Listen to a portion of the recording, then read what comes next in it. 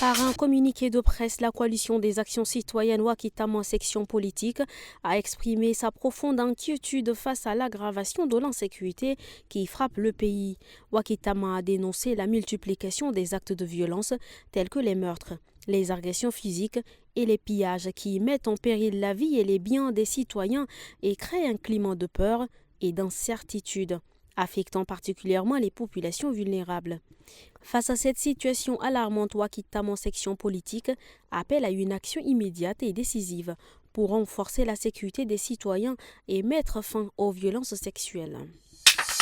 Une femme a jeté son enfant dans un WC. La scène tragique s'est déroulée samedi à Walia, dans le 9e arrondissement de la ville de N'Djamena. Selon les témoignages recueillis, le corps de l'enfant a été découvert dans les toilettes. Les forces de l'ordre ont été immédiatement alertées par les habitants. Sur place, la police a procédé à l'arrestation de plusieurs membres de la concession pour des besoins de l'enquête, après avoir récupéré le cadavre du nourrisson du trou. Après une série d'examens médicaux effectués sur toutes les femmes présentes dans la cour, la coupable a été identifiée. Elle est actuellement entre les mains des forces de l'ordre pour répondre de ses actes.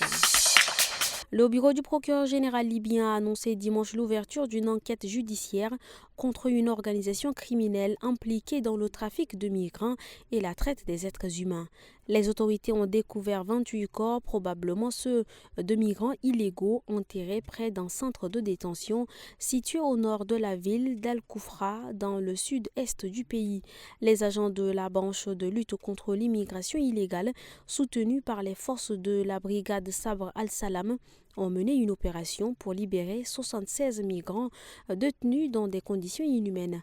Les victimes soumises à des traitements cruels, inhumains et dégradants ont été secourues et prises en charge par les autorités. Alors que Paris accueille une semaine d'événements consacrés à l'intelligence artificielle, il est crucial de mettre l'accent sur le rôle essentiel de l'Afrique dans ce domaine en plein essor. Derrière les grandes entreprises de l'IA se trouvent des milliers de travailleurs africains, les petites mains qui permettent aux algorithmes d'apprendre et de fonctionner selon les experts. Depuis le 6 février dernier, en marge du sommet international pour l'action sur l'intelligence artificielle qui s'ouvre ce 10 février, Paris est le théâtre d'une série d'événements avec pour objectif de positionner la France et l'Union européenne comme des acteurs majeurs de cette révolution technologique, révèle le président français Emmanuel Macron. Si les géants américains et chinois dominent actuellement le secteur, l'Afrique se révèle être un acteur indispensable, bien que souvent méconnu.